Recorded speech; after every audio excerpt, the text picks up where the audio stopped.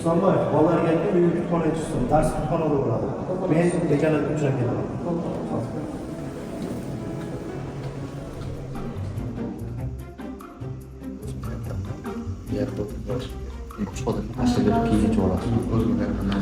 Qara yangi trend chiqibdi. Olingsa. Zo'r ekan.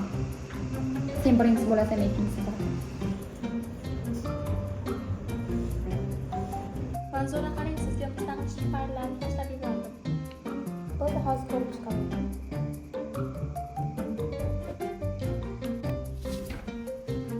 Keldilarmi? Hozir qolganlarni tushadi.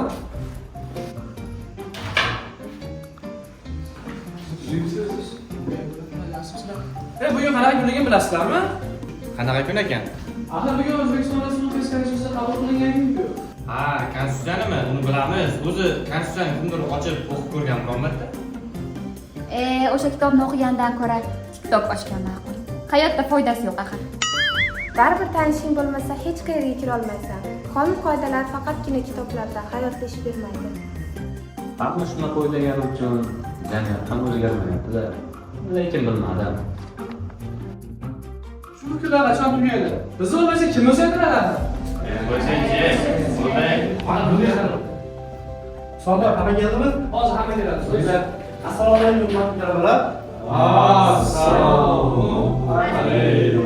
Bugun bu yerga tushishimiz sababi bor. Hamma hozir kitoblarni yig'ishtirib qo'yadi, ikki varaqdan oq varaq oladi. Oldingizda turgan oddiy oq qog'oz.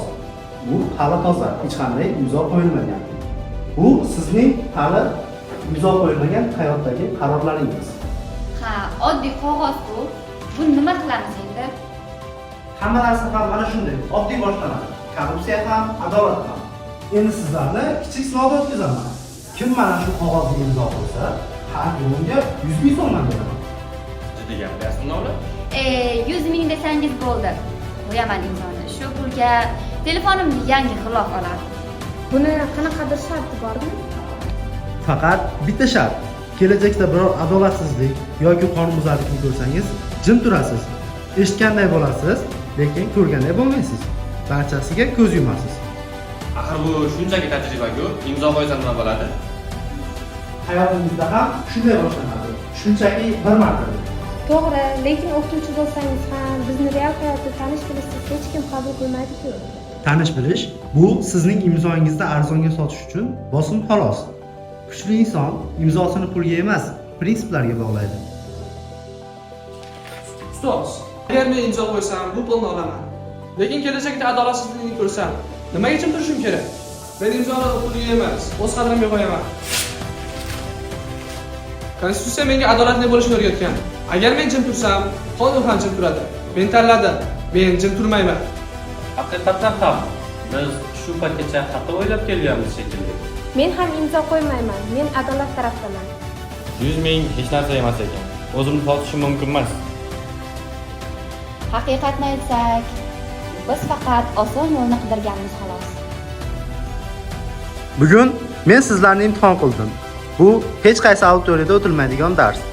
Korrupsiya sizning qo'lingizdagi imzodan boshlanadi. Adolat ham shu imzodan. Sizlarning imzoingiz bor ekan, jamiyatning kelajagi bor.